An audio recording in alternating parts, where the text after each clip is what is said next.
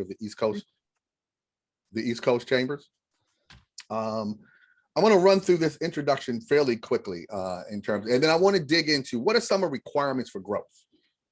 I'm going to talk to you, and I'm hoping you're taking notes. What makes you special? Because as you position to go after some of these opportunities, I want to make sure you understand you got to present what makes you special. We're going relationship marketing. I got a classic example of something that Enlighten went through. Then we're going to talk about strategic partnerships, joint ventures, mergers, acquisitions. Again, this is a lot of information to try to squeeze into the time we have. So I'm really just going to wet your whistle for this. My goal is to get you so interested that you guys call and say, get him out here. I told Carl I'm coming out on my own nickel, but I think this is this important to do at this time in this moment. What we want to make sure we do during this time where people are, as youngins say, becoming awoke, right? They're waking up at this time in which people are saying, okay, you know what? We know this equity issue is a problem. We need to do something about it.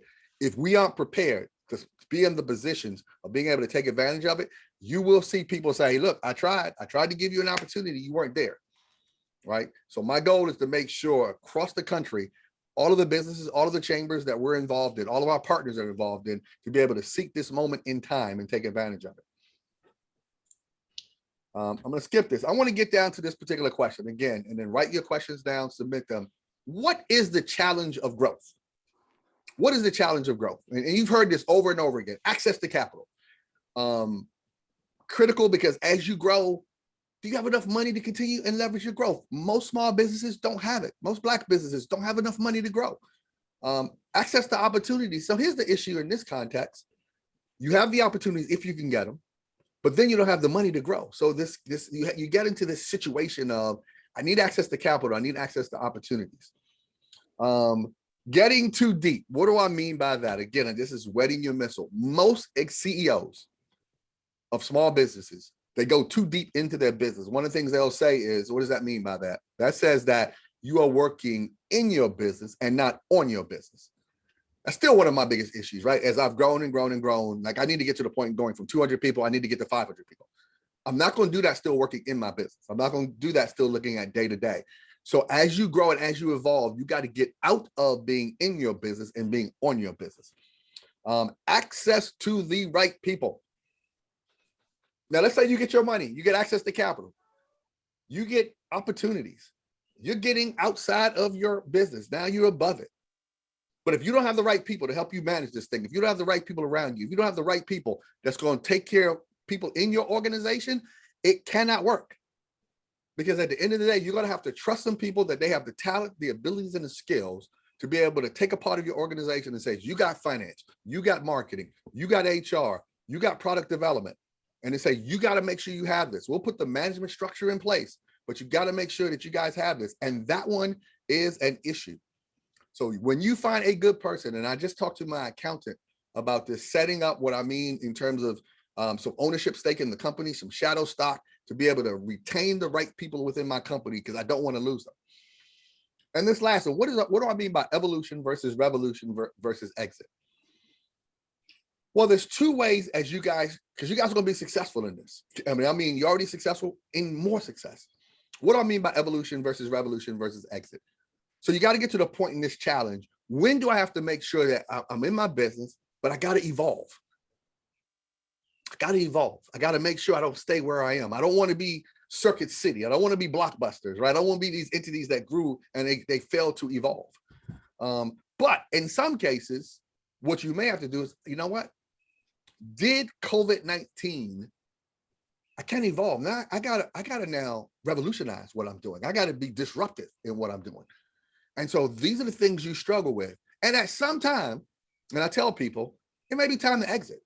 It may be saying, you know what? It's time for me to sell this particular entity, sell this business. I can always start another one, but this is the right time and the right moment for me to be able to sell this particular entity. And you got to be able to go through these challenges. And I kind of set the table here. And then I got this guy say, okay, Antoine, that's cool, but so what? So what? What does that mean? Let's dig into this for a second. I talk here about what are the foundational requirements for business. You guys notice I'm not going to spend any more time on this thing. We got to have your right plan. I am a believer in a business plan that's updated every year. I think you better look at that thing every quarter. People say, yeah. I'm telling you, you need to look at it every quarter. You got to have the right banking relationships. You guys know that. I'm not going to spend a lot of time there, but I will say one thing here. The bank works for you.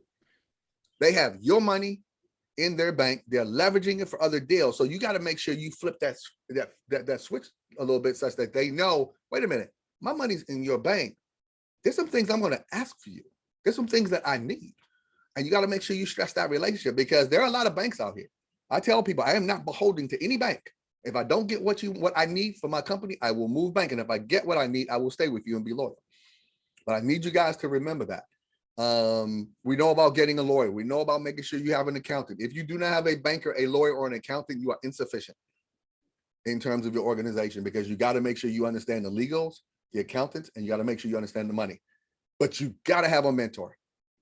You have to have a mentor. And what I mean by that is making sure that as you evolve your companies, you need people that are going to continue to help you grow. I have an advisory board. This is the 4th generation of my advisory board, because as I grow, I need people that can help me understand what is the next level in my life. I tell people, you do not want to be the big fish in a small pond. My perspective is I want to be the smallest fish in the biggest pond. So then I got room to grow. And then when I grow from this pond, I need to get other advisors that can help me understand where's the next lake. Now I need to go to an ocean. Where am I going at this point?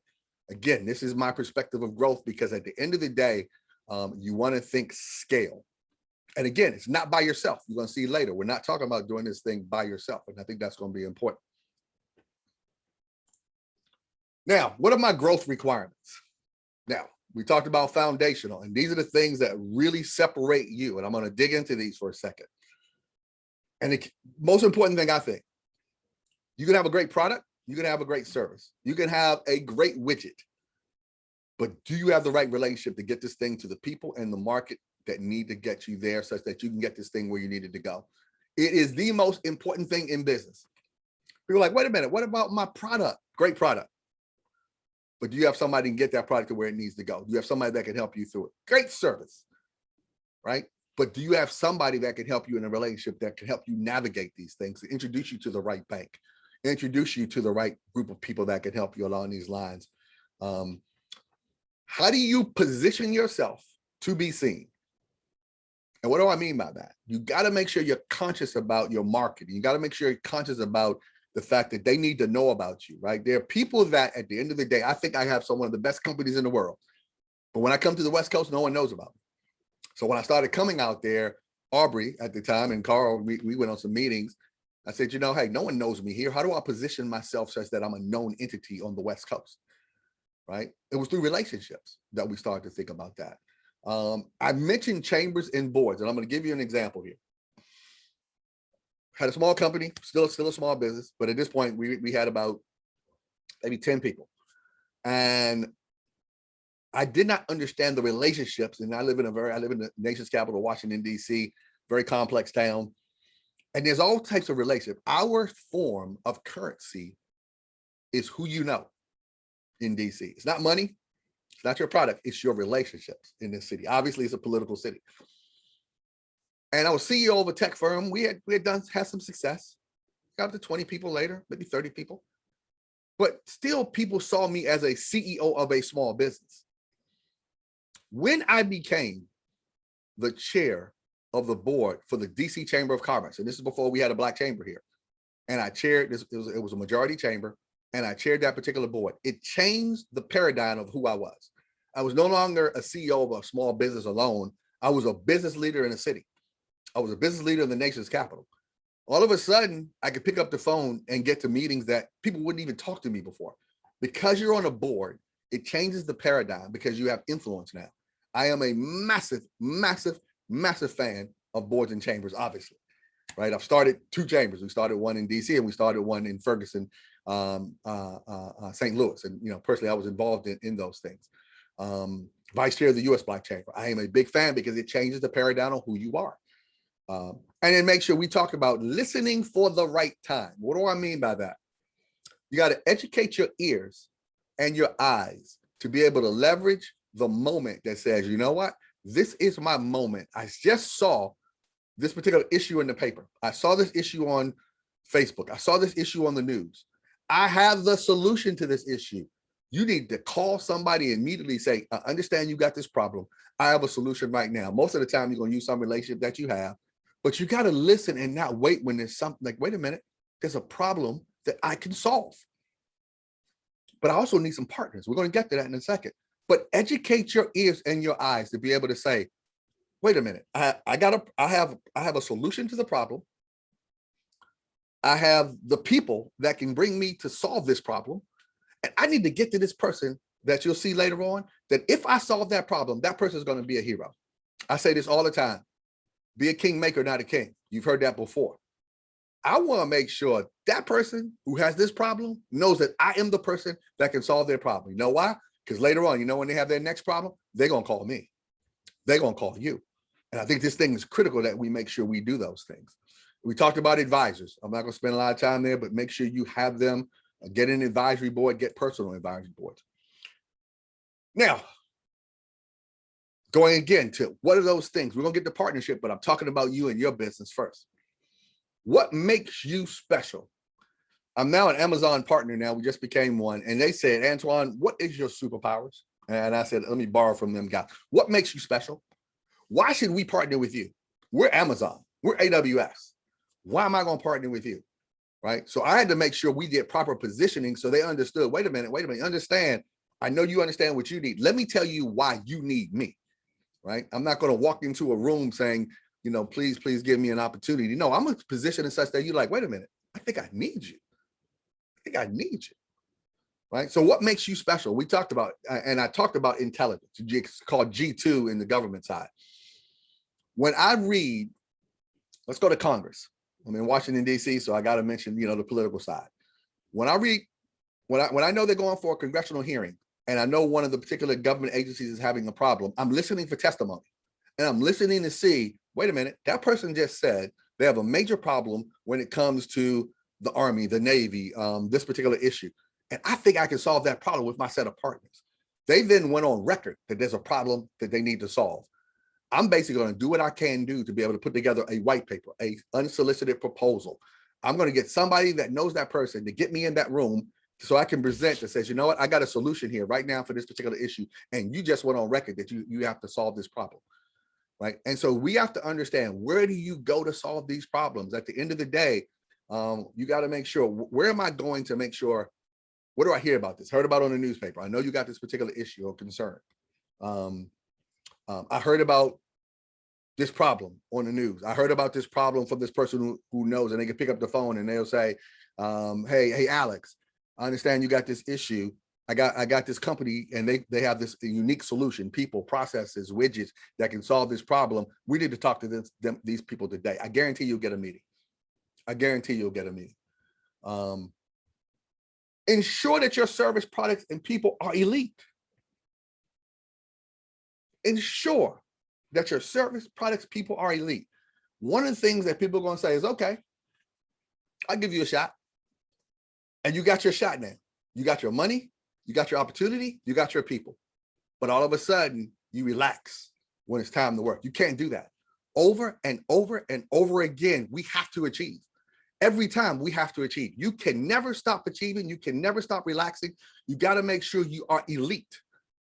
When it comes to that, you got to be the best of the best. You got to be to the point when you deliver to some of the companies out on the West Coast, they were like, I got to get this company. Every time I give them a problem, they solve.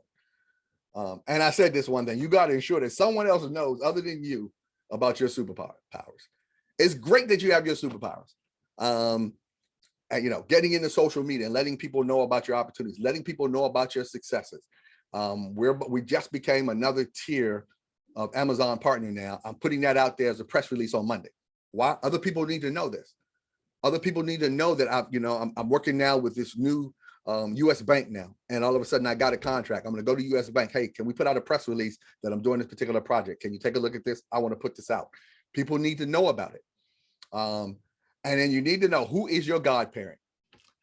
And what do I mean by that? I believe that you always need to have somebody, I call them a gray beard. Now I got a little bit of grays in my beard. Somebody that could pick up the phone and says, you know what? I know you're talking to Enlighten right now. This is my guy. He's a good guy, good company. I want you to talk to him. This person knows the person that I need to get in touch with, and they trust me, and that person is trusted by the people that they're calling.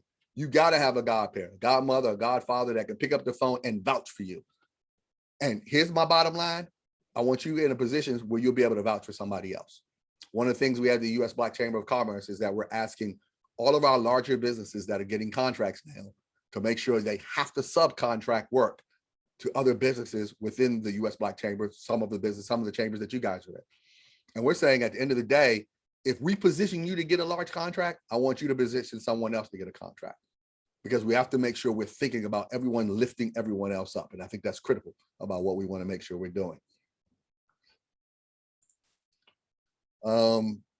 This is interesting. One of the things I talk about intelligence and customer intimacy.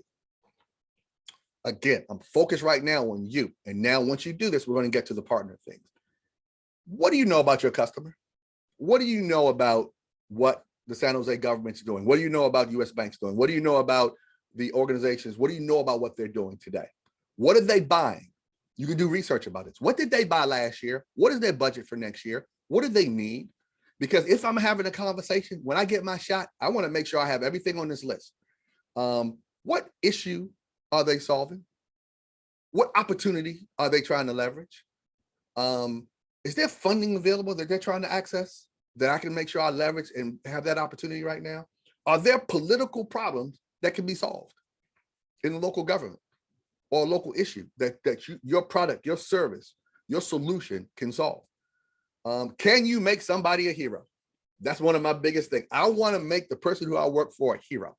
I want to make sure that their boss is like, wow, you are doing a great job, because that person will then become, I need more and more of this guy, because this guy makes me more money. This guy gives me more influence. It's all about you. Just making sure you keep that door open wherever you go. And my perspective is all of my customers need to be heroes. All of my customers need to be able to say, hey, Antoine, I got this particular problem. You got it? I'm like, I got it. I got it. We'll make sure we deliver. And when I mean I got it, me and my network, the companies that are around me, my partners, my joint ventures, other companies that I know I have trust in those companies, that we have that. Those things are critically important. And who is close to the person that you are trying to get close to? Who is close to the person that you're trying to get close to? Who's that influencer? That's that godparent that we talked about again. This is intelligence and customer intimacy. The more you know about your customer, the more you have intelligent conversations about them, they will be ecstatic about these things. So let me give an example of relationship marketing. I talk about the importance of relationships. So years ago, I went to a conference in St. Thomas when the company first started. And I was down in St. Thomas, and I was at this particular conference for small business for government. And I met these people. I met Colonel Page, I met Raj Jeffries, I met Tom Berlin, I met Tracy Pinson. These were leaders at the particular conference. These were people that, and at that time I had 3 people in my company, but I went out there and I met these people. I was hustling, just trying to meet people. When I met these people, they were key leaders. Then I realized, because I met Colonel Page, he introduced me to General Bowman. I got a contract with the National Museum of the United States Army. I got a contract with U.S. Southern Command down in Miami, all because of this meeting in St. Thomas. Then I got another contract with Army INSCOM. Then because I met Roz, I have a contract with Navy Foreign Military Sales. And I'm giving you this particular, from one meeting that we had. Then I had a contract at Navy facilities. As a matter of fact, that was out on the West Coast, out in Port Hueneme. And I had another contract at CMS, Center of Medicaid Services. Because I met Tom Berlin, I have a contract at ACS. I grew into the mentor. Because I met Tracy Pinson, I became a mentor, a protege firm of IBM and then EDS. All this came from one meeting in St. Thomas in which I built relationships. From this period, you'll see that, let me go back from this period. This was from 2001 to 2010. From one meeting, $43 million was made over a 10-year period. From one meeting in which I built relationships, right? And I have this example because there were people on St. Thomas on this island that they were hanging out, they were going to the clubs, they were on the beach, and I'm shaking hands and kissing babies. Like, I need to meet these people. And because I met these people, and to be honest with you, Colonel Page, Roz, Tom, Tracy Pinson has passed, all these, General Bowman, all these people are still dear to me in my life. And I'll probably talk to all of them, except for General Bowman, within the last week or so. And I met them the year 2000, 2001. I wanted to talk about the value of the relationships. Now that we've talked through, again, I'm going through this pretty quickly to make sure I respect time. This thing normally takes me a couple hours. We take some breaks. And so I'm going to slow it down when we go to some of the details when I come out. But I want to be able to come out because now we get into some meat. You got your company. It's growing. You got access to capital. You got key people. You got opportunities. But you're stuck in some critical point because at the end of the day, we get to these periods, and I've been there a lot where I'm stuck in my growth right now. All of a sudden, I'm saying, wait a minute, there are larger opportunities I need to take down.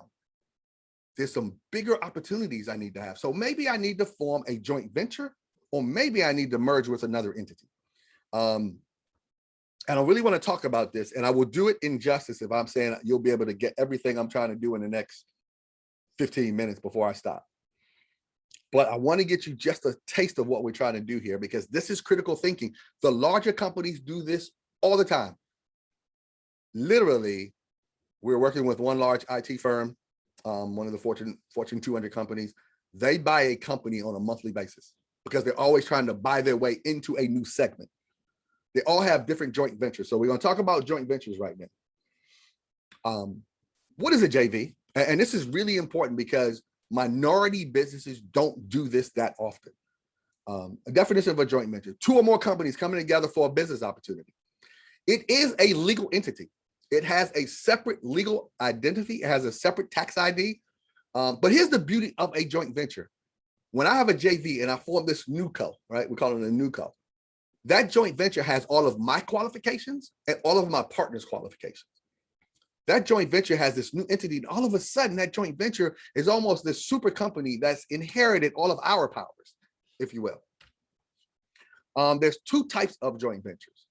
There is a populated and an unpopulated joint venture. I'm not going to go to details, but only thing I will say here, I'm going to spend more time on an unpopulated JV, is a populated JV has employees, it has real estate, it has real processes and procedures. It's a company unto itself. A unpopulated joint venture is still a company to itself, but it's more of a holding company that allows the employees to still belong to the separate companies that form that JV. The JV is the one that has the contract with the government or the contract with a particular large commercial entity. The joint venture has that contract, and that's the company that gets paid, and it basically distributes the funds to the separate members, owners of the joint ventures by the number of shares they own in the JV. Often it's going to be 51-49 controlled by, one of the business, or it doesn't have to be. And I'll show you an example of a non-populated joint venture at this point. And the owners invoice the JV for the services. The JV pays all the bills. The profit is distributed. It's basically this holding entity. But the beauty of this holding entity is that it itself is a separate EIN. It pays no tax, separate entity. It has its own tax ID. It basically pays no taxes because it's not populated, and it distributes all of its money to its partners. It's a beautiful, beautiful structure. And here's an example of what we have as a non-populated joint venture. And on this particular entity, you'll see that across the top, you have partner 1, partner 2, partner 3, partner 4, partner 5. As an example, in this joint venture, you may have 5 partners that each own 20%. They can have different ownership within the joint venture. Those are the stockholders, if you will. Most of the time I've had JVs, it's just me and another partner, maybe a protege firm. I have 2 JVs right now. That's 3 JVs that I'm setting up, 2 already set up. I have teaming partners that are part of it. They may not be owners of that joint venture, but they're teaming partners that we say, you know what, every time we do a deal, we need these type of teaming partners. They're not owners in it, but they're my subs. And then I have a couple tactical guys that says, on this type of deal, I need my tactical teammate number 1, but I don't need them on all of my deals, but these are people that I know and trust. This is a structure. It's a legal entity. It takes about 30, 45 days to set up. Not that hard. You look at the California laws, and we can help you with this in terms of when we're getting you some of the details. Not that difficult to do, but a great structure that will allow you to take on mammoth opportunities. Here's the beauty. I'm gonna talk about the government for a second. In the 8A world, in the government world, you can set up a joint venture. And this is the beauty of what they started in 2014. You can have a large business set up a JV with a smaller business. The smaller business leads the JV. Carl, this is good right here. So you can have a small entity, and I could partner with a large firm, but I lead the joint venture. but I have all of the powers, all of the past performance, all of the qualification of my large firm. So when I go after the deal and I set up a joint venture, they said, you're not qualified. You don't have size and scale. Yes, I do. Look at the JV that I have. I'm partnered with this mammoth company, but I'm leading the entity. And what they set up with SBA is set up, if you do this under a mentor protege program, based on SBA's regulations, at this point, I, as a small business, can lead it, own 51% of it, and my big guy behind me is backing me, but I lead it and I control it. The JV can be persistent, meaning large businesses themselves are sort of getting this. They do it all the time with them, but now they're saying, I need to find me a small business partner to go after this particular opportunity. If I were you, and again, last time we did this a few years ago, we started studying what was happening, but we know transportation services, if you're following what's happening with the infrastructure bill, all mammoth amount of money is going to be in infrastructure, food and beverage, accounting, healthcare, information technology, construction, whatever type of business you guys have. Remember, you may be a tech firm. Right now, I'm setting up a joint venture. I'm a technology firm. We do infrastructure support. I'm setting up a joint venture with a construction firm. Why? Because we have this convergence of construction, technology, and engineering. Buildings are becoming smart. So the construction people need me. I'm seeing the dollars in construction. I need to be part of these deals. I said, let's come together on these things. Critically important here. Critically important. Let's keep moving. Again, quick summary of this. The joint ventures themselves, the JV gives abilities to me. They give me assets. They give me influence. All the excuses are eliminated. You can't say, Antoine, you're too small for this deal in the tech sector. So you telling me IBM's too small to do this deal? Well, no, they're not too small. They're part of my JV. Oh, you got a JV with IBM. Oh, we should talk. Antoine, you can't afford this. Wait a minute. I have my bank statement, and they're going to basically do 49%. They're going to write a letter saying that they'll guarantee the acquisition. They'll guarantee the money and that I have to be able to float the deal. Oh, okay. Oh, Antoine, you can't get the, oh, wait a minute. You got a JV and you got the right people. You got access to everyone. So it eliminates all these excuses that we normally have, and we can't find these types of businesses. I'm like, yes, you can. Yes, you can. Mergers and acquisitions. We'll try to do this in 5 minutes. This is a big one. Let's say you're at a point where you realize, you know what? I've done good business. I either want to acquire an entity, or I want to merge with an entity, or I want to sell my company. When you think about this, when one company acquires controlling interest in another company for the purposes of increasing, I said, size, capabilities, and scope, when you go through a merger or an acquisition itself. But there's a difference. I want to make sure we get this point. A merger, a company can truly come together and become one larger entity. And the management structure does change, because I got one CEO over here, another CEO over here. When I merge, something has to change, right? So you got to look at your structure a little bit. You see these mergers all the time in the telecommunications center, in the construction world. You see a lot of mergers all the time. In an acquisition, though, I got one company that wants to take over ownership and controlling interest in another entity. Some of you may get to a point where you want to acquire a company. Some of you may get to the point where you want to be acquired. We're really trying to push these things in the U.S. Black Chamber, because we're trying to get our businesses to scale. And so if in the construction world, wait a minute, you're doing electrical, you're doing plumbing, you're doing drywall, why aren't you guys getting together and merging and forming one entity to go after a larger piece of the pie? We think too small. Small businesses think too small. And I tell people all the time, I'd rather have 30, 40% of a cantaloupe than 100% of a raisin. We gotta get to the point where, you know what? I need that cantaloupe. I can eat off of that for a while. So why don't I come together? But we got to leave our egos at the door sometimes for the larger purpose of what we're trying to be able to look at. You also can look at, and I want to make sure during an acquisition, I may not want to buy that particular company, but they have an asset that I want to purchase. I want to purchase a contract. I may want to purchase a building. But the company itself may say, well, I can sell this contract, but I still want to remain intact. Again, these things are critical. These things are really important to think about.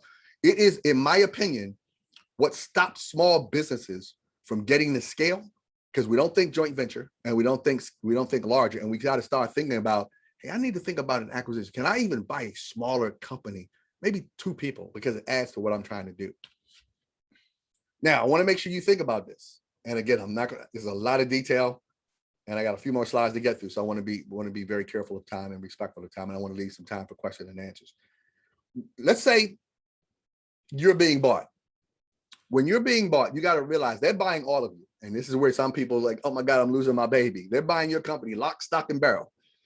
You as a seller should know the total value of your company. There's a whole science to evaluation. I have some slides here. If some people are serious about it, we'll go through that either in part 2, or we'll go through that when we get out there. You got to make sure you bring somebody in that's going to give you a fair evaluation of what your company's worth. Because when you're buying a company, if I'm buying a company for you, I'm trying to buy that company at a fair value, but I'm trying to decrease it. You're trying to increase the value. Somewhere in the middle is where we're going to end up. So I'm going to do my due diligence on your company, and you're going to do your due diligence on your own company, and you're going to come up with a value of what you think it is worth. It's going to be critical that we really look at this, and you want to look at, wait a minute, I need to make sure that I maximize the value of my company. So, you know, I'm going to make sure I clean up the books. I want to make sure there's no problems left. I want to make sure that I'm reducing overhead. I'm positioning my company to be sold. Understand, if you're thinking about buying a company, they're going to do the same thing. Let me get to, if you're thinking about buying a company or you're thinking about selling your company, this bullet, you will be asked every question about your company. 3 points. It ain't personal. Don't take it personal. They want to know about people. They want to know about history. They want to know about, any allegations. They want to know about money. It is necessary for both the buyer and the seller to make sure we disclose as much as possible, because if you don't and you sell your company and later on there is an issue that comes up in the money that they still may owe you over some time, you're going to forfeit that. So it is best for you to be able to say, you know what, let me make sure I divulge any critical information if I'm trying to sell my company here. I'm not going to get into this because, again, I want to leave time here. When you look at mergers and acquisition and you're looking at funding, you as a person that may be trying to buy a company or acquire a company, you're going to have to provide some funding, and then you're going to have to get some level of investment from either a angel investor, a fund. There's a lot of funds out here that I know of, particularly for right now, for funds that are for I know Black and brown folks in terms of the equities and funds out here right now. And you may ask the seller to stay on board for a little bit to ensure that that person allows you to develop new relationships with your current customers. And that person that says, hey, I got some new contracts coming, I want the seller to stay on board for a little bit if I'm acquiring you, to make sure I get those new contracts. If I'm selling my company, I got to be willing to stay around. I got to be willing to make sure my key personnel is here. And I got to let my ego go and say, you know what? I know this was my baby, but the one thing I will tell you, you can have another baby. I got 3 sons, right? You can have another baby. Don't get so caught up in the company that you started that it means that I gotta let it go, and you can always start another company. Let me get to some. I'm gonna skip evaluations at this point. Let me get to some final thoughts. 15 minutes left, and we can come back to it. What do I really want you guys to take away from this? When you're thinking about your business, I'm thinking about my growth. I'm thinking about me investing in my business, growing my business, having access to capital, thinking about mergers and acquisitions, thinking about strategic partnering. You got to plan, you got to execute, you got to evaluate that plan, you got to update plan, and you got to plan again. Plan, execute, evaluate, update, and plan again. Plan, execute, evaluate, update, and plan again. You got to partner and target larger opportunities, right? Some things you may be planning that's not going to come out for another year, but I need to plan for it right now. You got to be ferocious about quality service and delivery. Learn from your failures. Don't ignore them. Celebrate your successes and rest. And I need you to think generational. We got to think about your kids, your children, and your children's children. I know that's what the Bible says, but I think we need to think about that. Carl, let's jump on some questions. It's 12:46. I can go more some detail, but are there any questions and answers that we need to get into? Man, I want to say this, Antoine, that what everybody just heard and how you condensed it, I mean, it's a wealth of information, and any one of the bullets that you were talking about can be life-changing to some people's businesses. And I want to challenge people to think, you know, they may think, well, my business may not be in that area. As Antoine was talking, as a chamber, I saw how I could scale up even as a chamber. So there's things that all of us can do. So let me dive into a couple of questions. One question right here says, aren't JVs set up for a certain period of time and or for a particular project, and then there are dismantled? So you want to handle that one, Antoine? Great question. Yes, I've had joint ventures set up for a specific opportunity and only for that opportunity, because it was set up for a particular deal. I have a joint venture now with my protege firm that is a persistent joint venture. We have agreed that we want to go after business together over a series of time, and it's really up to your discretion. I've been a part of joint ventures that was set up specifically for a deal at State Department and only that deal. Once that deal was completed and we won it, that joint venture went away because that was the strategy behind our decision. I have two joint ventures that are persistent now because we agreed, because of my capacity and that person's capacity, let's go after business together, because together we're better, and then we can go after other opportunities in other cities that we're setting up the joint venture now, a new one. Antoine, would you be available if somebody wanted to do a joint venture? Could they contact you and work with you on doing their first joint venture? And I don't know if you want to, leave your contact information or email address or something, Antoine. Yeah. And one of the things that I'd like to do, I told Carl this before, that, and so the answer is yes. And my email is the best way to get me is aford@enlighten.com. And Carl, you can send that out to folks here on the distro list. Okay. Send it out for me. But what I'd like to do is, and certainly we'll contact and we'll walk through it. Matter of fact, we even have steps to carry you through it. But I'd like to get almost a cohort of about 5 folks so I can walk through it together, because there's some synergies that I can do. So if the person that's interested in it, yes, I will do it. If I could do it with a cohort of folks, it would be better, because there's going to be some synergies we can come together for it, and some people can learn together. So if we could do that, Carl, matter of fact, why don't we put this out to some of the chambers in California? Okay. And let's put this on as an offer. And I will work with the U.S. Black Chamber to put this out specially for the chambers in your region. Okay. And the businesses that belong to them. So we'll put this out as an offering. Okay.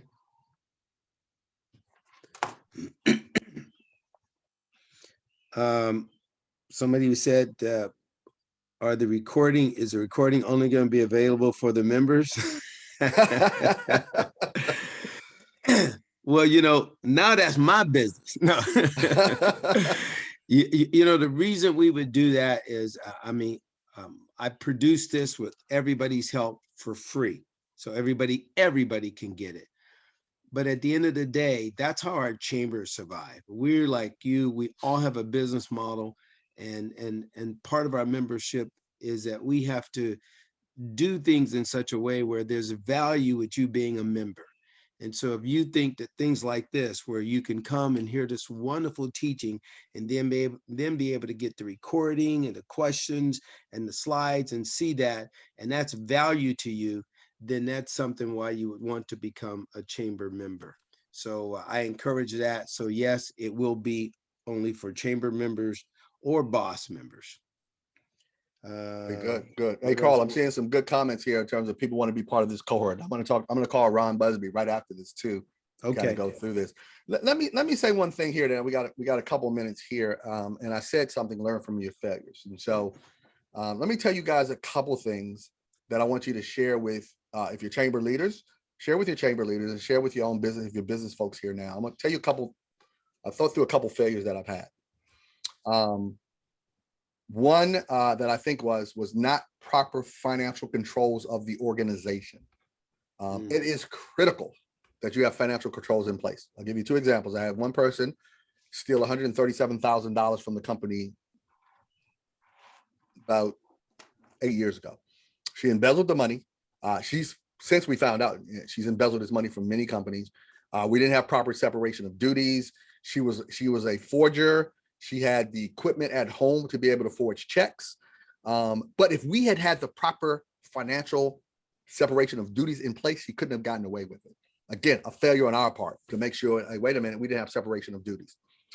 Another failure on my part, did not have proper financial reporting such that I was getting from our controllers, and this is over 20 years, right?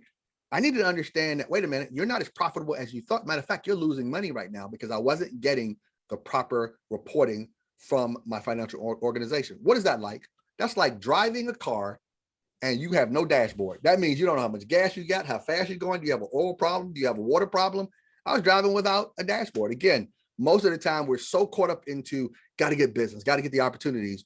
You ignore the fundamentals of, remember I said earlier, money, legal, HR. These things are critically important. Another issue I had was failure to evolve fast enough. And at the end of the day, we said, wait a minute, we were not evolving fast enough. This was early in the first 5 years of the company. And this is why I put this in the presentation, because I want to make sure people learn from my mistakes. I was like, wait a minute, you stuck too long with that line of business. You're not good at that. You're not good at that. Leave that alone. And these things were important to get into. And the last one, as a CEO, and it's something that I've learned that most CEOs and most people, is that basically once you find out a person cannot do the job, you got to let them go. Most people hire too fast and fire too late. I've had people that you care about them, you hope they can make it, but you know they're the wrong person. You just got to get to a point where you're like, I gotta let you go. You're costing me money. You are not elite. You didn't deliver for me. And I've tried to train you. I've poured into you, but it's not there yet. We got to get to the point we got to hire more effectively. And when you have a good person, do what you can to make sure you keep those individuals. I'm gonna turn this back over to Carl, but Carl, these are some of my quotes that I really love. So I'm gonna, I left them up here. Talent wins games, but teamwork and intelligence wins championships. And I love those words, intelligence. You got to think through what you have. Teamwork is the ability to work together towards a common vision, the ability to direct individual accomplishment towards organizational objectives. It is the fuel that allows common people to attain uncommon results. And obviously this one, and I teach my, my youngest son who's 13, the rest of my kids graduated from college, but I teach them this, is whatever your life's work is, and do it well. A man should do his job so well that the living, the dead, and the unborn could do it no better. And I say that's my definition of being elite. When I say you guys do what you're going to do out there, you want to get to the point where somebody looks at you and say, you know what, I've never seen anybody do it better than this. Because when you do that, and when you follow sort of the philosophies of what you want to be able to do, no one can stop you.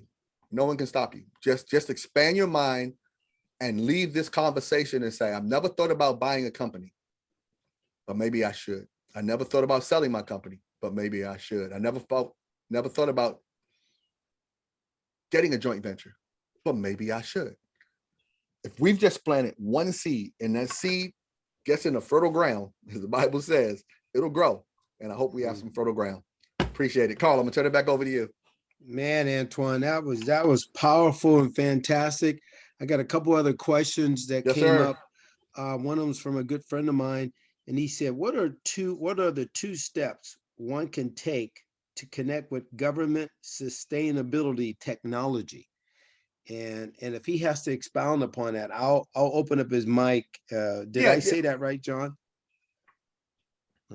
Let me see if I can. Why don't we do that? That would be good. I'd be interested in hearing him. Let me see how to do that myself, because this is a webinar, and I'm not the best for that. Yeah, my Sharif. Well, John, I hope I said that correctly. If I haven't, type it in the chat. But what do you think? Oh, there it goes. Here it go. Oh man, yeah. I'm getting dangerous. I'm getting dangerous. Here you go, John. I'm going to allow you to speak. To unmute yourself, John, and ask your question in its fullness. Go ahead, John. You got it. It may be your own volume, but we can't hear you, John, but you are unmuted. And while John's trying to work to do that, another gentleman, Albert Wright. Albert, unmute yourself, Albert. I think I opened it up so you can ask your question, Albert. You Yes. want to ask your question? Yeah. First of all, I want to say thank you, brother Antoine. Man, this was powerful, very powerful. Appreciate it. And we started a joint venture. I didn't know that that's what it was called at the time, called the Bay Area Affinity Group. Oh, okay, excellent. And we're right in line with a lot of what you've shared today. Mm-hmm. We're our fiscal partner here in Northern California. We're aligning ourselves to do a joint venture with the company I work for, Lamb Research, Fortune 500 company. Mm-hmm. And we've put together a 17-page proposal. Our fiscal agent is a company, Black-owned, design visionary, been around for 30 years. Oh, wow. Okay. Very successful. And we're putting this proposal together. I'd really like for you to have eyes on it, okay, through Carl, as we're preparing to go before the CEO of Lamb Research. And what it's going to do is, you've heard of the GEM Consortium? The GEM Consortium. No, say more about that. Okay, the GEM Consortium. The GEM Consortium is over 40 years old, Black-owned. They take African-American, Latinos, and First Nations masters and doctorate degree students and find internships with them. Oh, got it. Okay. Yeah. Okay.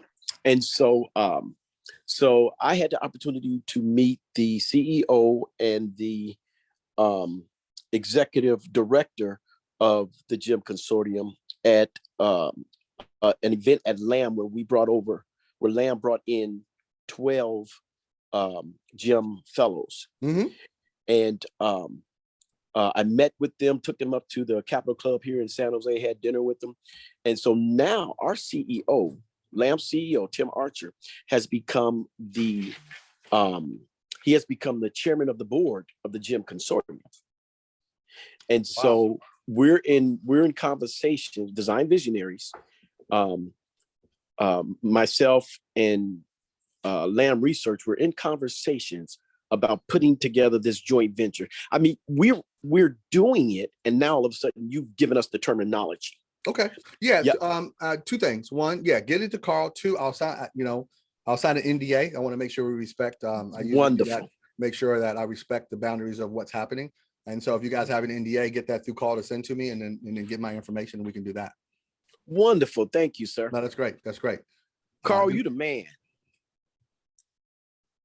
So did we get John? Did we get John's question? Hey, John, if we didn't, John, if you didn't get on board, send it to me again. We'll set up a time to set up a call. Yeah, it looks like when I try to hit him, he's driving now. And okay, no problem. I saw it. I saw the question. What are 2 steps one can take to connect with governmental sustainable technology? And I want to make sure I don't answer the question wrong, because government sustainable technology can be taken in a lot of different ways. So John, Carl has my information. Send me an email, and then I will get back to you, and just leave your phone number, and I'll give you a call. Is there any more questions that anybody's got? And because I know if you're like me, I actually want to go over this recording myself as soon as I can.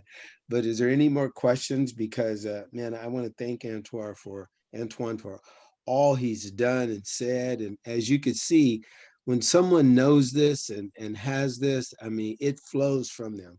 And we always have to say to ourselves, man, how can I learn this? If Antoine is a good teacher, am I a good student? So I think I think it's all about relationships, and Antoine has come out and he's presented stuff before.